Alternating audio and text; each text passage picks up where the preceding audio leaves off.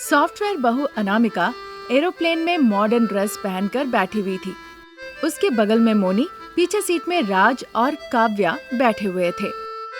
Team members, अब हम विदेश यात्रा के लिए जा रहे हैं। जश्न मनाने मैडम। प्रोजेक्ट के लिए मैडम। प्रोजेक्ट वर्क और मौज मस्ती दोनों के लिए जा रहे हैं, है ना मैडम? काव्या ने बिल्कुल सही कहा। विमान में बैठ के वो मौनी से बात करने लगी और अपना सर खुजलाने लगी और इस तरह हवाई जहाज में बैठकर वो यात्रा करने लगी। अगले दिन कांच जैसा चमकता हुआ बिल्डिंग में बिल्कुल 10th फ्लोर पे mother in law and daughter in law का सॉफ्टवेयर सॉल्यूशंस था। मैनेजिंग डायरेक्टर के कैबिन में बैठकर शारदा लैपटॉप में कुछ काम कर रही थी। शारदा के सामने शारदा के पति प्रसाद और बेटा रमेश हाथ जोड़ के खड़े हुए थे। गंभीरता से शारदा को देख रहे थे और कुछ फुसफुसा रहे थे। क्यों पिताजी, माँ सीरियसली कर क्या रही है? चुपचाप खड़े रहो। क्या हो गया पिताजी? तुमने और मैंने मिलके जो प्रोजेक्ट किया था उसमें सारी कोडिंग गलत हुई है। क्लाइंट ने गुस्से से बहुत अगड़म बगड़म बोला और पूरे के पूरे प्रोजेक्ट को खारिज कर दिया। जब वो कह ही रहे थे, शारदा जो काम कर रही थी गुस्से से उनकी तरफ देखती है। देखते ही रमेश और प्रसाद अपना सर नीचे कर लेते हैं। ठीक उसी वक्त विदेश में विमान लैंड करता है। अनामिका पूरे टीम के साथ टैक्सी का इंतजार कर रही थी। अनामिका फिर से अपना सर खुजलाती है तो कुछ जुए आके उसके कंधे पे गिरते हैं। ये देखकर मौनी उससे थोड़ी दूर चली जाती है। अनु, सर पे जू है, देखो जरा। वो कह ही रही थी तब तक अनामिका के पूरे शरीर में सारे जू फैल जाते हैं। ये देखकर राज और काव्या भी दूर हट जाते हैं। जू को देखकर अनामिका पागलों की तरह अपना सर खुजलाने लगती है। सॉरी अनु, मैं रिजाइन दे रही हूँ। मुझे सैलरी भी नहीं चाहिए। मैं वापसी का टिकट भी खुद बुक करा लूंगी। इसके साथ मैं 1 मिनट भी नहीं रह सकती हूँ। ऐसा कहकर वो वहाँ से चली गई। अनामिका बहुत असमंजस में पड़ गई। ये जू कहाँ से आया काव्या? जहाँ तक मुझे लग रहा है कोई हमारे साथ ही ऐसा होगा जिसने फ्लाइट में यात्रा की हो और वो तुमसे सट गई हो। तुम मत फैलाओ, इवन मैं भी ये प्रोजेक्ट छोड़ रही हूँ। काव्या भी ऐसा कहकर वहाँ से चली गई। अनामिका की सर की खुजली तो अब पहले से भी ज्यादा बढ़ गई। राज को उस पे बहुत दया आती है। अनामिका, पहले एक स्कार्फ लेके अपने बालों को बांध लो ताकि वो सब ना दिखे। बिना कुछ कहे अनामिका ने स्कार्फ लिया और अपने सर को अच्छे से उसे बांध लिया। बिना किसी को कुछ बताए हुए सीधा वहाँ से वो लौट के आ जाती है। अगले दिन शारदा के सामने प्रसाद और रमेश बैठे हुए थे। बताइए, आप लोग क्या लेंगे? देना है तो सैलरी दे दो। सिर्फ सैलरी चाहिए या स्पेशल इंक्रीमेंट भी चाहिए? अगर आप देंगी तो हम दोनों ही ले लेंगे मैडम। कितनी इंक्रीमेंट आप लोगों को चाहिए? ये सुनकर प्रसाद और रमेश दोनों कानाफूसी करने लगते हैं। हफ्ते में 2 दिन, सैटरडे और संडे। पर डे का 2000 हुआ तो महीने में हुआ 8 दिन, तो 10,000 मैडम। बस ना?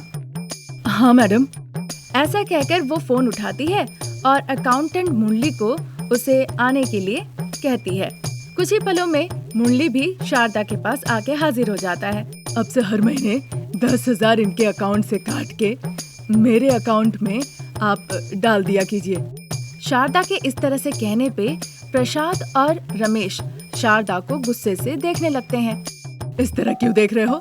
तुम दोनों को पिंक स्लिप दे दूं क्या? नहीं मैडम, अब से हम ध्यान से काम करेंगे।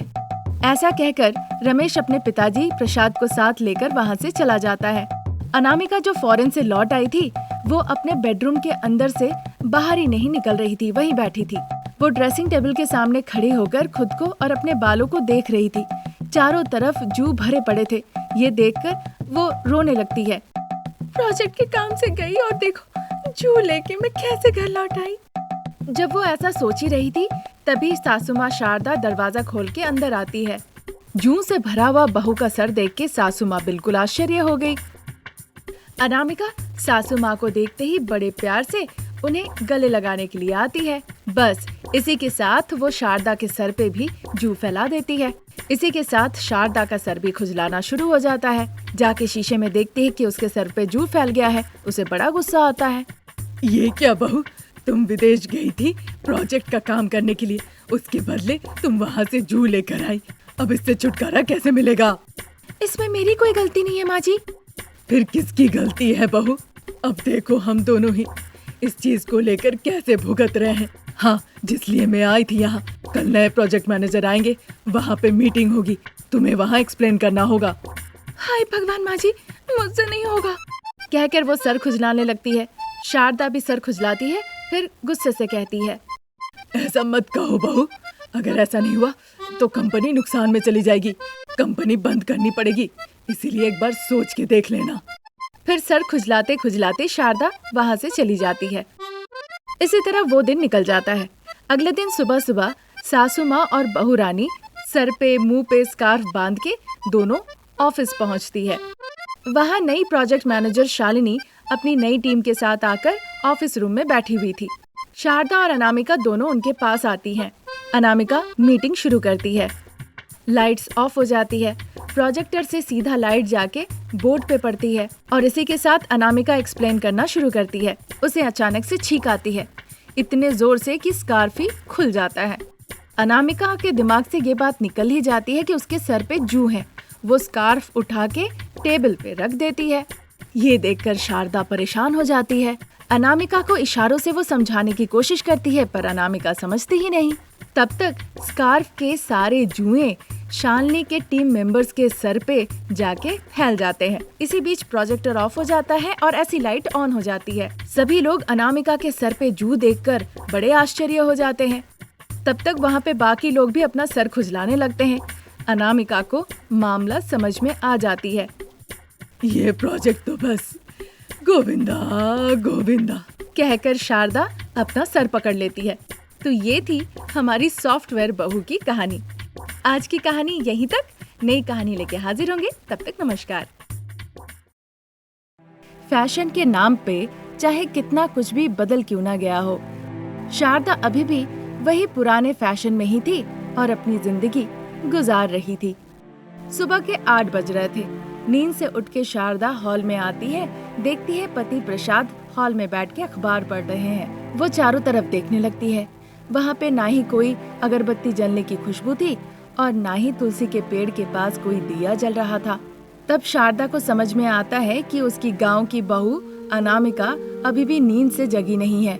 फिर प्रसाद के पास आके वो कहती है, क्या हुआ जी, अभी तक बहू उठी नहीं, कोई आवाज भी नहीं आ रही है। लगता है थकी हुई है, इसीलिए सो रही है। आज तुम नाश्ता और खाना पका दो और जो बचा हुआ काम रहेगा बहू कर देगी। गांव से बहू इसलिए लाई थी क्या कि मैं पकाऊं और वो खाए? इसलिए लाई थी ताकि मैं खा पाऊं। वो सही है शारदा, पर वो भी तो नहीं है। अभी तक इस घर के तौर तरीके और परिस्थिति नहीं जानती है ना। कैसे उसे नहीं पता? जब मैंने शादी तय की थी तो वो इस बात के लिए तैयार थी। फिर गले में मंगलसूत्र बांधा गया तभी भी तैयार थी। इस घर में कदम रख रही थी, मैंने पूछा था तभी भी हाँ सासू माँ कही थी। शारदा जब कह रही थी प्रसाद को बड़ा अजीब लग रहा था, पर अब कोई चारा नहीं था, इसीलिए वो चुपचाप शारदा की सारी बातें सुन रहे थे। आखिरकार जब दूध का ग्लास लेके मैं उसे कमरे में भेज रही थी तब भी पूछी थी। उसने कहा था सासू माँ आप जो कहेंगी मैं वही करूँगी। ऐसा शारदा कह ही रही थी कि देखो शारदा, अगर तुम सास बहू में कुछ ऐसी बात है तो तुम ही लोग सुलझाओ। फिलहाल एक कॉफी लाके मेरे मुंह पे फेंको। ठीक है, गर्मा गर्म कॉफी ले आके अभी आपके मुंह पे मारती हूँ। कह दिया मतलब सच में मुंह पे मारूंगी। मैं जब इस घर में शादी होकर आई थी तो मेरी सासू माँ गुजरने से पहले मुझे कह कर गई थी कि अपने पति की बातों का कभी उल्लंघन मत करना। तब से मैं वही कर रही हूँ, जो आप कहते हैं वही तो सुनती हूँ। हाँ करती तो हो, किसने करने से मना किया है? इसीलिए जब आपने कहा है तो मैं भी गरम कॉफी लाके आपके मुंह पे ही मारूंगी, इसीलिए यही रुके रहिए। ये सुनकर प्रसाद बहुत घबरा जाते हैं। मुंह पे मत मारना शारदा, गर्मा गर्म कॉफी लाके हाथ में दो, ठीक है ना? ठीक है जी। ऐसा कहकर शारदा वहाँ से जाने ही वाली थी। तभी गांव की बहुरानी नींद से उठ के अंगड़ाइयाँ लेते हुए हॉल में आती है। वहाँ आके देखती है सास ससुर अपने में बातचीत कर रहे हैं। पिताजी, आपको गर्मा गर्म चाय चाहिए या कॉफी चाहिए? कॉफी ले आना बहू, मुझे कॉफी पीने की आदत है। अभी 2 मिनट में कॉफी ले आती हूँ पिताजी। ये सुनकर शारदा बहुत आश्चर्य हो जाती है। 2 मिनट में कॉफी बना के ले आओगी? ये कैसे संभव है बहू? संभव है सासू माँ।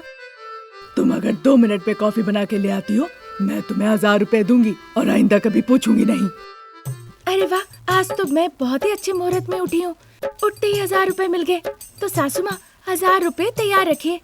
ऐसा कहकर अनामिका वहाँ से किचन की तरफ चली जाती है।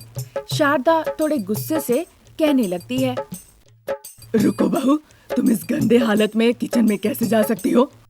मैं गंदी नहीं हूँ माँ जी, उठ के ब्रश की हूँ, चेहरा धोई हूँ, तब मैं यहाँ आई हूँ। ऐसा कह के अनामिका किचन में चली जाती है और किचन से 2 मिनट के अंदर गर्मा गर्म कॉफी लेकर बाहर आती है। शारदा देखकर आश्चर्य हो जाती है। प्रसाद शारदा को देखकर समझ जाते हैं। हमारी बहू गांव की हो सकती है, पर बहुत ही बुद्धिमती है। वो किचन में कॉफी मशीन रखी है, बटन दबाते ही गर्मा गर्म कॉफी निकल आता है। ऐसा कहने पे शारदा एक पल भी बाहर नहीं रुककर सीधा किचन में चली जाती है। वहाँ वो देखती है एक कॉफी मशीन रखा हुआ है। ये सिर्फ गांव की बहुरानी नहीं है, ये तो स्मार्ट बहुरानी है। वो ऐसा सोच ही रही थी, तभी एक ट्रक आके उनके घर के सामने रुकती है। ट्रक की आवाज सुनकर शारदा हॉल की तरफ जाती है। अनामिका ट्रक ड्राइवर से कागज लेके पढ़ रही थी। बाबू, सब कुछ ध्यान से नीचे गिराना, कुछ भी खराब ना हो। अगर एक भी बर्बाद हुआ तो सारा सामान मैं वापस भेज दूंगी। ऐसा कहकर 2 कर्मचारी आके सारे बड़े बड़े सामान नीचे उतार के हॉल में रख देते हैं। ये सब देखकर शारदा को कुछ समझ में नहीं आ रहा था। वो बस आश्चर्य होकर देखी जा रही थी, लेकिन प्रसाद पूरी बात समझ जाते हैं। घर के जरूरत के सारे सामान बहू ने खरीदा है। ये सोचकर वो बहुत खुश हो रहे थे, पर तभी भी शारदा को कुछ समझ नहीं आ रहा था। माँ जी, मेरे 1000 रुपए दीजिए। वो मैं तुम्हें दे दूंगी, पर इतने सारे बक्से, ये सब क्या है? आप परेशान मत होइए, मैं बताती हूँ आपको। इस घर में कदम रखते ही मैंने आपको देख के ही समझ लिया था कि आप किस जमाने में जीती है। जैसा आपकी सासू माँ आपके साथ करती थी, वैसा ही बर्ताव आप इस जमाने में मेरे साथ करना चाहती है। जब देखा किचन में मिक्सी नहीं है और घर के बाहर एक बड़ा सा सिलौटी है, तभी समझ गई थी। सासू माँ शारदा को कुछ समझ में ही नहीं आया। बस बहू अनामिका उसे क्या कह रही है वो सुनी जा रही थी और उसे देखी जा रही थी। बाथरूम में शावर नहीं है, सिर्फ बकेट और मग रखा हुआ था, वो भी कुछ रंग बिरंगा प्लास्टिक का डब्बा। इसीलिए एक शावर बाथ खरीद लिया और मुझे पता था कि कपड़े मुझे ही धोने हैं, निचोड़ने भी है, इसीलिए एक वॉशिंग मशीन भी बुक कर लिया। ऐसा कहकर वो वॉशिंग मशीन दिखाने लगती है। ये सब देखकर प्रसाद मनी मन हंसते हैं।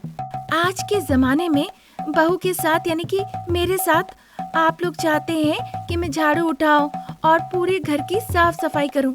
यही आपका सपना है और चाहते हैं कि मेरा इस चक्कर में कमर टूट जाए। इसीलिए एक वैक्यूम क्लीनर भी ऑर्डर किया है ताकि एक बूंद भी धूल ना दिखे।